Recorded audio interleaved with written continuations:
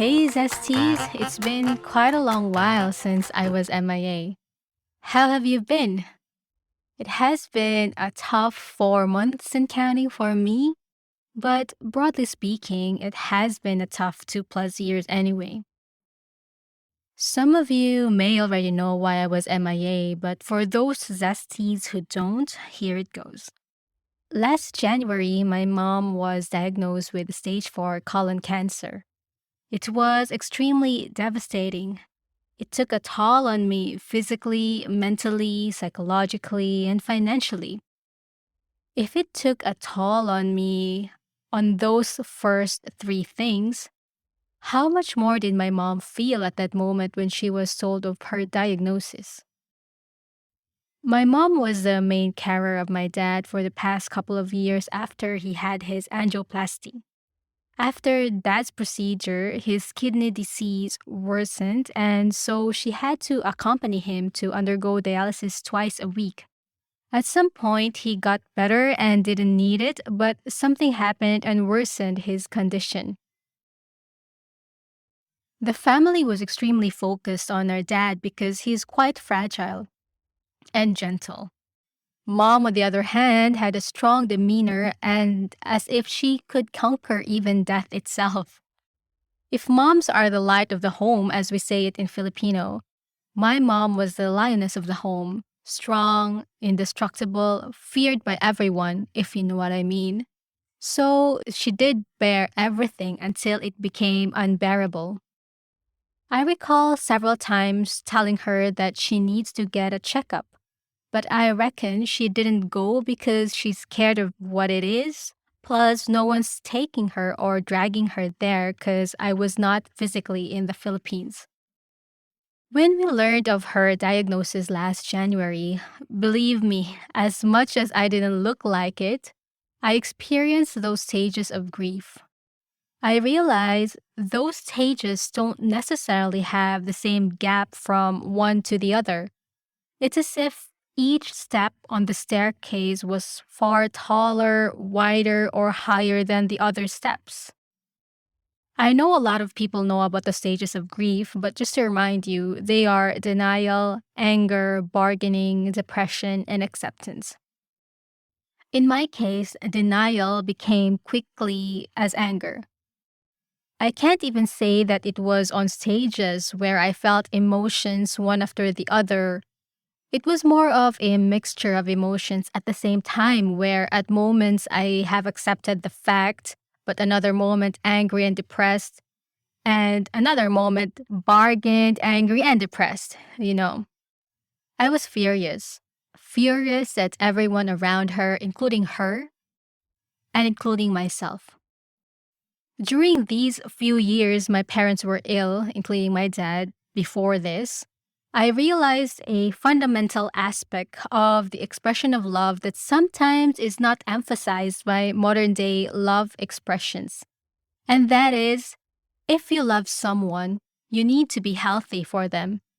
I feel like you don't only live for yourself, but for others who need and love you. And I feel that it's selfish for others to think that, oh, this is my body and I will do anything to it, including not being healthy, living dangerously, etc. Yes, it is your body. Yes, it is your life. But what I'm talking about is if you love someone, take into an ounce of consideration how they will feel too when they lose you because you had a drink and you drove, or you didn't quit smoking, or you ate too much unhealthy food when you had the capability of eating healthier ones. Things like that.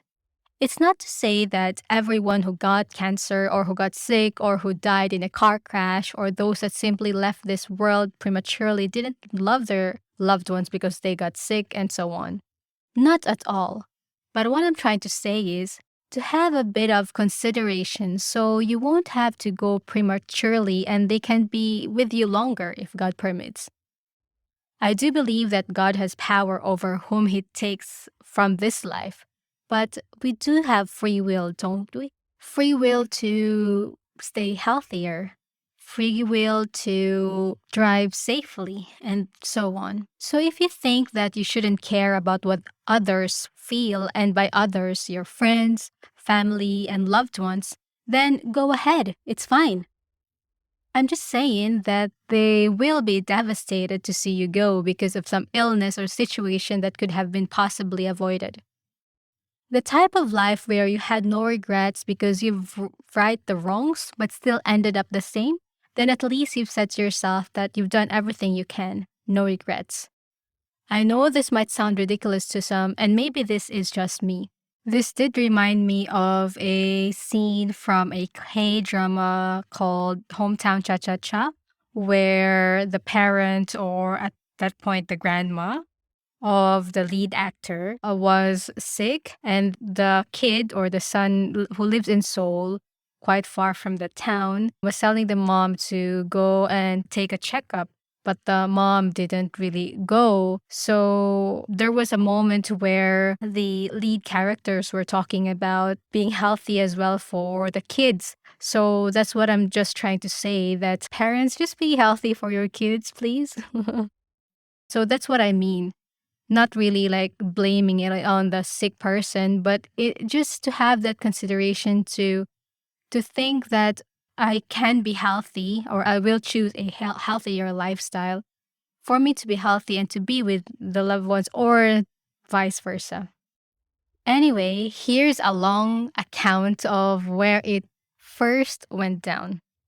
In the third week of January, my mom had to go for an emergency procedure called a colostomy. During an end of colostomy, the end of the colon is brought through the abdominal wall where it may be turned under like a cuff. The edges of the colon are then stitched to the skin of the abdominal wall to form an opening called stoma. Stool drains from the stoma into the bag or pouch attached to the abdomen. The purpose of this is, one, for her not to die a tragic death where the colon will just burst and poison her from all the waste. Second, to ease her pain because the waste couldn't go through in the normal way. All this information has been thrown all over me from several hundred miles away, and it still hit me like distance didn't matter. Apart from this, I had to grapple with the fact of where to find a carer at that time and the financial means to do so. Both were equally important. There was so much drama at that time. I felt like I was in a medical slash thriller TV series. Because in the Philippines, the hospital doesn't really take care of all your health needs or paperwork, unlike here in Australia or perhaps other developed countries. In the Philippines, if the hospital doesn't have spare blood for the patient's blood type, the family is tasked to do so. A very expensive and excruciatingly painful process of finding quote unquote donors. This was what happened less than 24 hours before her procedure. The hospital scheduled her operation at 6 a.m. the next day, but by 11 p.m. that night, they informed us, take note, us being me being here in Australia and my only sibling being there in Cebu in the hospital, that they don't have spare blood of her blood type. That was 11 p.m. So we posted all over Facebook to find a donor. And we also tried calling all of the hospitals in Cebu. Even me, I tried calling from here, doing international calls. And even Red Cross doesn't have, and all other major hospitals. So in the end, we have to rely on Facebook donors and posts and reposts from friends and Facebook groups. And at that point, I realized how useful social media is at times. It can be both, right? It can be detrimental to your mental health, but it could save lives too. And at this point, it has saved my mom's life. And one of the reasons as well that I don't like to quit social media, even though I don't use it as much anymore, because in tough times, it does serve its purpose. It helps us, it helps other people, and it serves as a conduit for people to help each other. So back to the story. At that time, it was already past midnight even, and honestly, I literally didn't had sleep and I went to work the next day. So we posted all over Facebook, and of course, there were a lot of willing donors for a fee. I was surprised to that one bag of blood is at least 5,000 pesos. And then we have to pay for the testing of each bag of blood. We were required to, by the way. And if I recall correctly, the testing plus the swab test would be around 3,000 each. Imagine, although logically those donors are making a business out of their blood and saving people's lives, but still, it's a little bit excessive. I guess that could have been their bread and butter, so no judgment. But for someone who is financially distressed like me, it's like rubbing salt into the wound. For those quote unquote willing donors with a high fee, I made them my last resort, and by 4 a.m., as if by divine providence, somebody sent me a message to call a particular number of a military captain. I called the captain and he was willing to go in the morning, so I was relieved. Although the operation got moved slightly later because of the availability of the blood, but I was still slightly relieved. And shout out to Lieutenant Arnado and his team at Camp Lapu-Lapu, Lahu, Cebu City for their kindness and generosity, and of course for saving my mom's life.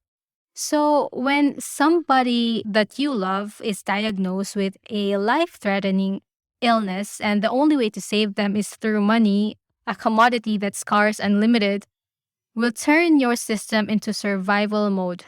Needless to say, when one is in survival mode, there's always this adrenaline rush, a combination of logic and 100% focus to do what you have to do.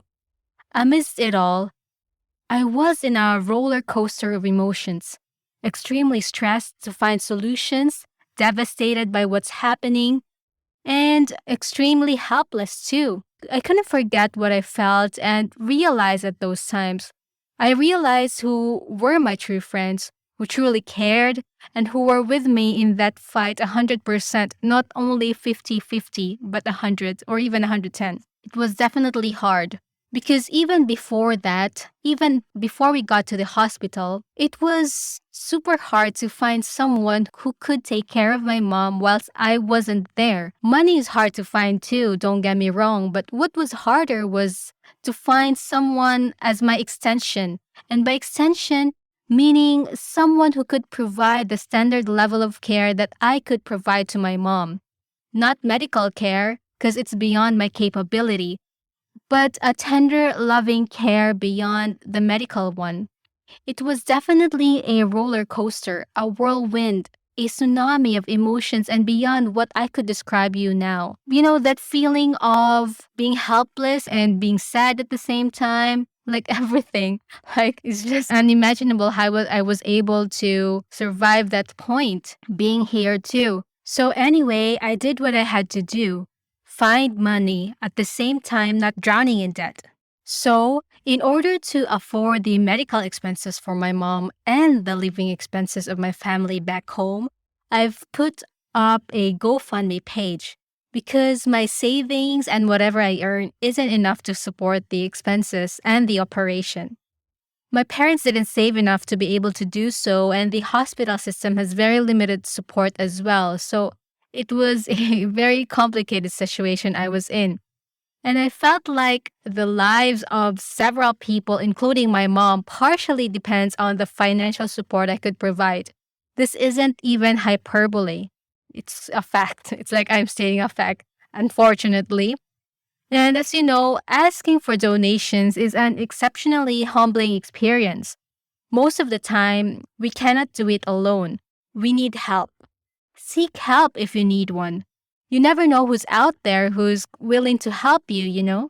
Any type and ounce of support, if you add everything up, can really make or break a situation. Trust me, I've been through this.